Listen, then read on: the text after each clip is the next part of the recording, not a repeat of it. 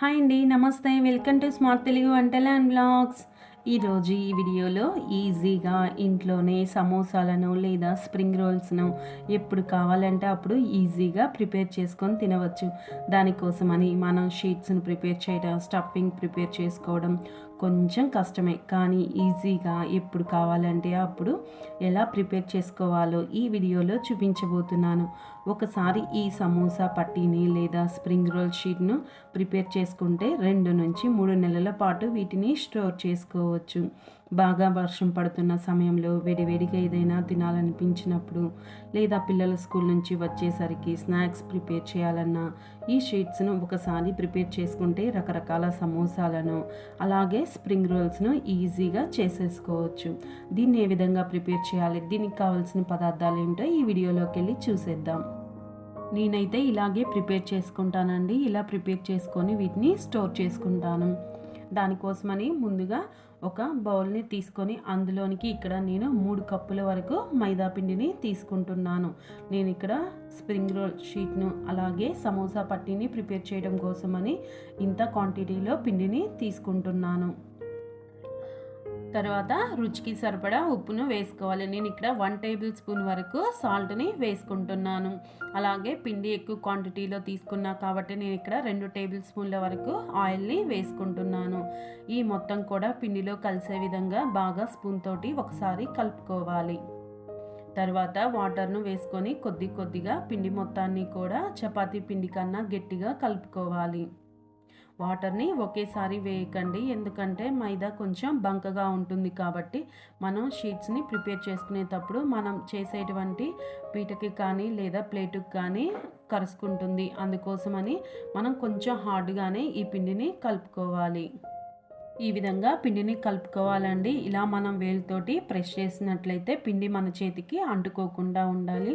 తర్వాత పిండిలో నుంచి కొద్దిగా పిండిని తీసుకొని చిన్న బాల్స్ లాగా, అనగా చపాతీ సైజ్ అంతా పిండిని తీసుకొని ఇలా ఉండలుగా చేసుకొని మిగిలిన పిండిని పక్కన పెట్టుకోవాలి.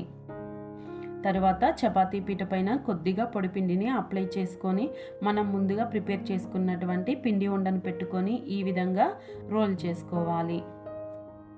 మనం ఎంత వీలైతే అంత పల్చగా వీటిని రోల్ చేసుకోవాలి. నేనైతే నా చేతి వేలు కనిపించేంత పల్చగా రోల్ చేసుకున్నానండి. ఈ విధంగా ట్రాన్స్పరెంట్గా ఉండే విధంగా రోల్ చేసుకోవాలి. తర్వాత నేను ఇక్కడ స్ప్రింగ్ రోల్ కోసమని దీన్ని ఈవెన్గా కట్ చేసుకుంటున్నాను, అనగా స్క్వేర్ షేప్లోనికి కట్ చేసుకుంటున్నాను. ఈ విధంగా కట్ చేసుకొని పక్కన పెట్టుకోవాలి. వీటిని స్ప్రింగ్ రోల్గా యూస్ చేసుకోవచ్చు. సమోసా పట్టి ప్రిపేర్ చేయడం కోసం నేను ఇక్కడ ఇంకొక పిండి ఉండను తీసుకొని ఈ విధంగా రోల్ చేసుకుంటున్నాను. ఇలా నేను 2 షీట్స్ని ప్రిపేర్ చేసుకుంటున్నానండి. ఎందుకోసం అనేది నేను తర్వాత చెప్తాను. ఇలా ప్రిపేర్ చేసుకున్నటువంటి తర్వాత ఒక షీట్ పైన కొద్దిగా ఆయిల్ని అప్లై చేసుకోవాలి. ఈ విధంగా అప్లై చేసుకున్నటువంటి తర్వాత కొద్దిగా పైన పొడిపిండిని స్ప్రింకిల్ చేసుకోవాలి.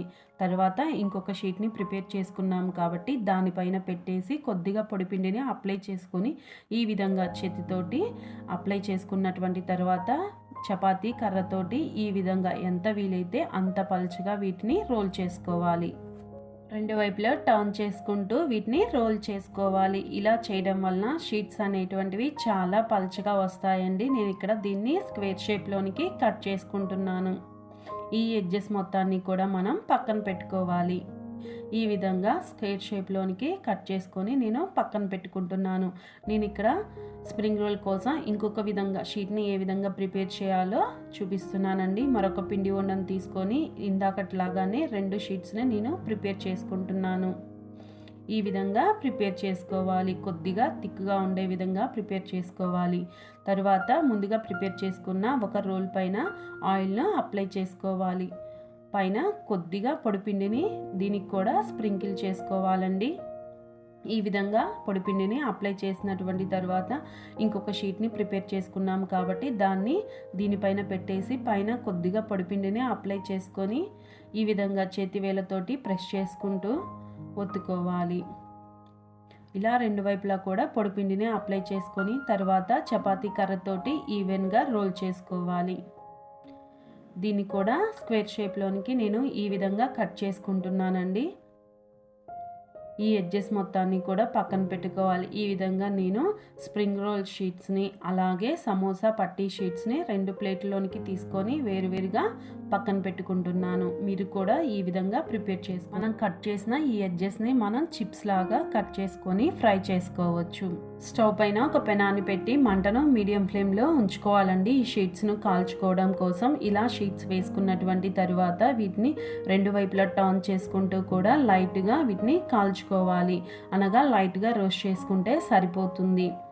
ఇలా రోస్ట్ చేసుకునేటప్పుడే మనం 2 షీట్స్ని అటాచ్ చేసుకున్నాం కదా, అవి చూడండి మనం ఇలా కాల్చుకునేటప్పుడే ఒకటి పొరల పొరలుగా కూడా వచ్చేస్తున్నాయి అన్నమాట. మనం వీటిని ఈజీగా రిమూవ్ చేసుకోవచ్చు ఇలా ప్రిపేర్ చేసుకున్నట్లయితే. వీటిని ఒక ప్లేట్లోనికి తీసుకోవాలండి. ఇలా ప్లేట్లోనికి తీసుకునేటప్పుడు కింద అడుగున ఒక టిష్యూ పేపర్ని వేసుకొని దానిపైన కాటన్ క్లాత్ని కానీ లేదా కాటన్ కర్చీప్ని కానీ ఈ విధంగా వేసుకోవాలి. ఎందుకంటే రోటీ వేడిగా ఉంటుంది కాబట్టి కింద నీటి చెమ్మ వస్తుంది. మనం స్టోర్ చేసుకోవాలంటే ఈ ప్రాసెస్ కంపల్సరీ అండి. నేనైతే 2 నుంచి 3 నెలల వరకు ఈ విధంగానే స్టోర్ చేయడం కోసం ఈ ప్రాసెస్ని కంపల్సరీగా చేసుకుంటాను. ఈ విధంగా మనం ప్రిపేర్ చేసుకున్నటువంటి ఈ షీట్స్ అన్నిటిని కూడా ఒకదానిపైన ఒకటి కాకుండా కొంచెం పక్కపక్కగా వేసుకుంటూ ఉండాలన్నమాట ఈ విధంగా ప్లేట్లోనికి. తరువాత దీన్ని ఒకదాని నుంచి ఒకటి ఈజీగా రిమూవ్ చేసుకుంటున్నాను. చూడండి చాలా చక్కగా ఊడి వస్తున్నాయి. మనం మధ్యలో ఆయిల్ని అలాగే పొడిపిండిని అప్లై చేసాము కాబట్టి ఈ విధంగా ఈజీగా రిమూవ్ అయి వస్తున్నాయి. మీరు కూడా ఈ ప్రాసెస్లోనే చేయండి, మీకు కూడా చాలా చక్కగా వస్తాయి. స్ప్రింగ్ రోల్కి అయితే ఈ విధంగా డైరెక్ట్గా యూస్ చేసుకోవచ్చు. సమోసా పట్టీకి అయితే వీటిని కట్ చేసుకొని షీట్స్ లాగా యూస్ చేసుకోవచ్చు.